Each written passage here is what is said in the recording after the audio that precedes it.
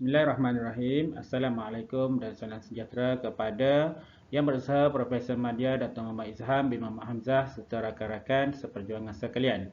Saya Muhammad Hasrul Izzat bin Harun akan membentangkan kertas konsep yang bertajuk Perancangan Strategik bagi mengatasi cabaran guru melaksanakan PDPC berbantukan ICT. Baik, abstrak bagi kertas konsep ini ialah pengajaran dan pembelajaran dengan menggunakan komputer dan ICT adalah antara kaedah pengajaran yang dianggap bersesuaian dengan keperluan pendidikan kini. Penggunaan komputer dan ICT dalam pengajaran dan pembelajaran mampu mempengaruhi keberkesanan pengajaran, guru dan penguasaan seseorang pelajar. Persoalannya ialah sejauh manakah guru melaksanakan pengajaran menggunakan komputer dan ICT dan tahap penguasaan guru serta kekangan yang dia hadapi. Maka kertas konsep ini dibuat sebagai perancangan strategik bagi mengatasi cabaran guru melaksanakan PDP berbantukan ICT. Di samping itu juga, kajian ini dibuat untuk mengenal pasti strategi menangani cabaran penggunaan ICT dalam kalangan guru. Okey, kita lihat pengenalan. ICT adalah merupakan singkatan daripada perkataan Information and Communication Technology yang membawa maksud teknologi maklumat dan komunikasi. Manakala menurut Kamus Dewan edisi keempat, teknologi maklumat dan komunikasi adalah bermaksud teknologi yang berkaitan dengan pemerolehan, penyimpanan, pemprosesan dan penyebaran maklumat melalui penggunaan teknologi komputer dan telekomunikasi. Teori yang digunakan pakai ialah teori Kurt-Lewin. Merujuk pada teori Kurt-Lewin 1951 dan model perancangan strategik Bryson 2003. Menurut Lewin, 1951 menyatakan bahawa perubahan dapat dibahagikan kepada 3 tahap yang meliputi tahap unfreezing iaitu pencairan, tahap moving, bergerak dan tahap refreezing iaitu pembekuan.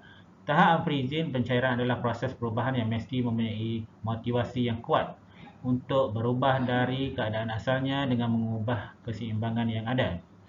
Tahap moving pula, iaitu bergerak, adalah tahap proses perubahan yang mana ia boleh terjadi apabila seseorang itu mempunyai maklumat dan sikap serta kemampuan yang cukup untuk berubah.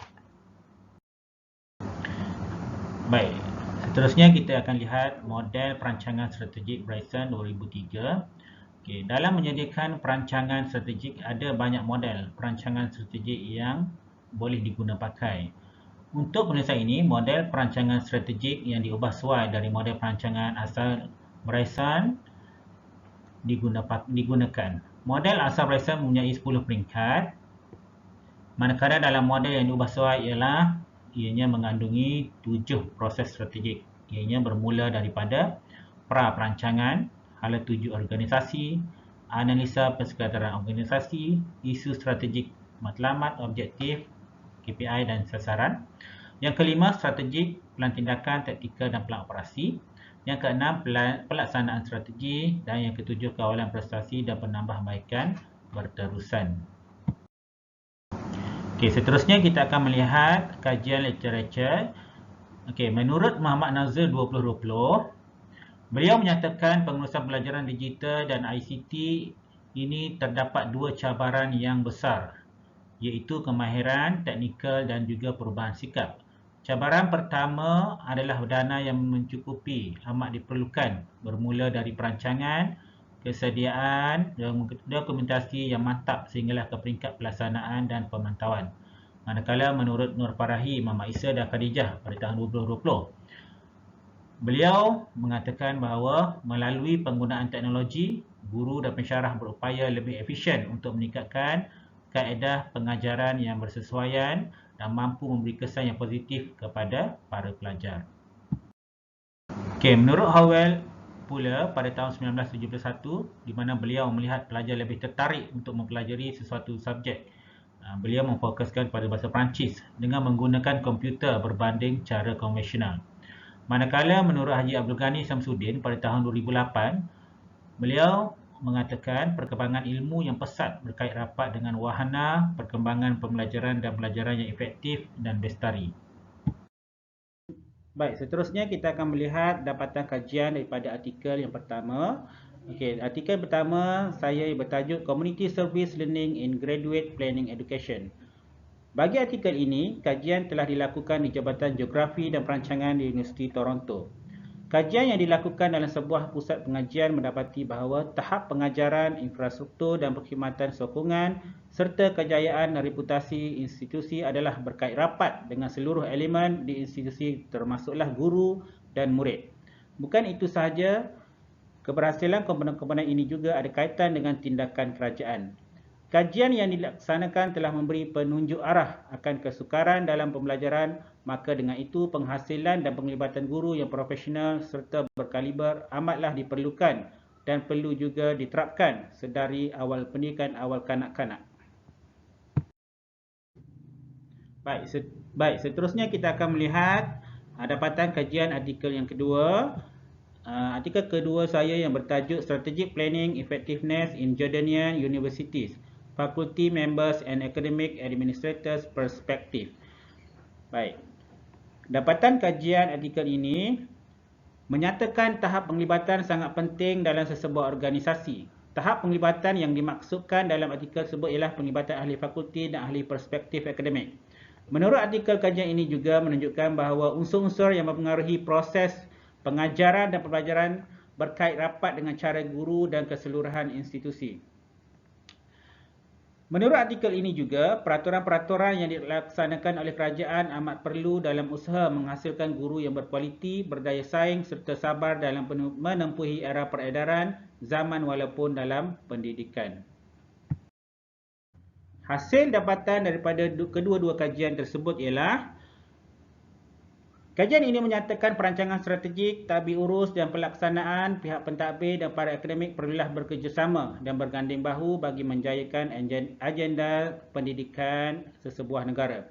Guru perlu juga sentiasa bersedia memperbaiki diri dan mengubah pendekatan pengajaran selari dengan perkembangan teknologi dan keperluan kerjaya semasa. Guru juga perlu meletakkan dirinya seiring dengan perubahan yang berlaku. Kemahiran dan pengetahuan teknologi dan strategi pendekatan yang digunakan menjadi perkara utama buat semua guru untuk mengajar di dalam kelas. Baik, sekarang kita akan lihat isu-isu di Malaysia berkaitan perancangan yang telah dibuat. Okey, yang pertama ialah guru kurang kemahiran ICT. Kebanyakan guru di sekolah yang senior kebanyakannya kurang kemahiran ICT. Yang kedua, guru juga kurang mahir menggunakan komputer. Yang ketiga, sikap guru yang tidak mahu belajar tentang kemahiran ICT. Yang keempat, kemudahan dan alat teknologi di sekolah tidak diuruskan dengan baik dan terdapat sekolah-sekolah yang tidak mempunyai kemudahan alat teknologi yang lengkap. Yang seterusnya ialah kegagalan masa daripada guru sendiri untuk menggunakan ICT ini. Okey, baik. Seterusnya kita akan lihat implikasi terhadap sistem pendidikan. Okey. Seperti yang kita maklum, sekiranya seseorang guru tidak mahir dalam bidang ICT, sudah tentu PDPR-nya akan menjadi kurang menarik. Kemudian, ia juga akan menimbulkan tiadanya tugasan yang diberikan kepada pelajar melalui, contohnya melalui Google Classroom atau dalam talian. Begitu juga dengan bahan pengajaran dalam kelas. Bahan PDP, seseorang guru kurang menarik minat murid untuk belajar. Okey, seterusnya juga ia akan menimbulkan masalah dalam menyediakan pelaporan atau kertas kerja kerana kurang kemahiran ICT. Okey, kaitan perancangan dengan pelan pembangunan pendidikan Malaysia pada 2013 hingga 2025 iaitu pada anjakan ke-7.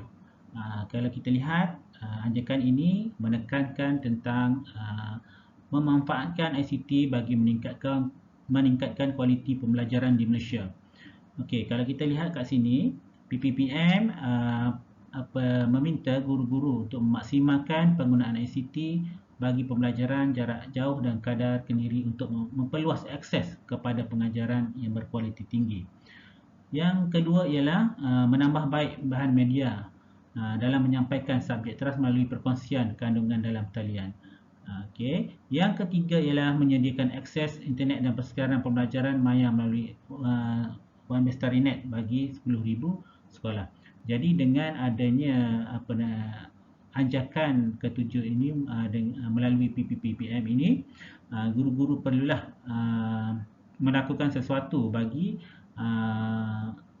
meningkatkan pengajaran dan pembelajaran menggunakan ICT ini. Baik, antara perancangan-perancangan yang telah dibuat dalam kertas konsep ini ialah pertama, peranan dibahagikan pada dua. Okey, saya bagi pada dua, itu peranan pemimpin sekolah dan juga peranan guru itu sendiri. Yang pertama, peranan pemimpin sekolah perlulah menjalankan kursus ICT dalam kalangan guru. Okey, yang kedua, menganjurkan seminar atau bengkel bagi mendedahkan guru dengan ICT.